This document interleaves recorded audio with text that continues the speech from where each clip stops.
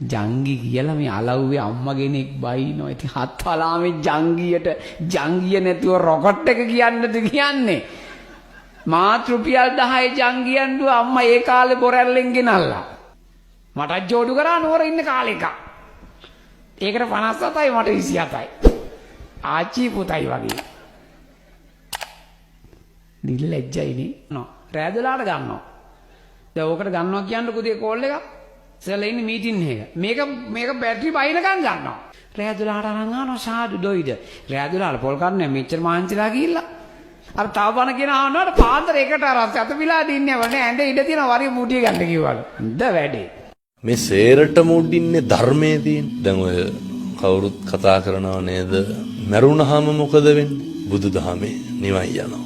කතෝලික දහමේ, ඉස්ලාම් දහමෙත් දෙවියන් වහන්සේ ගාවට යනවා. ඒ කොටාස තුනක් වෙන්න බෑනේ. මොකක් හරි එකක් නේ වෙන්න ඕනේ. එතකොට තව කොටසක් කරන එක පව් වෙන්න. ඒ වැඩේම තව කොටසක් කරනකොට පින් වෙන්නත් බෑනේ. මේකේ මොකක් හරි එකයි තියෙන්න එක ධර්මතාවයක්. කතෝලිකද බෞද්ධද වෙන් කරන්න ඉපදුනාට පස්සේනේ එක නේ. එක උප්පැන්නෙන් කරන වැඩක් නේ. එක පෑනකින් කරන වැඩක් නේ. නමුත් මේ ලෝකේ හැම එකක්ම වෙන විශ්ව ධර්මයක් තියෙනවා. මේ සියල්ල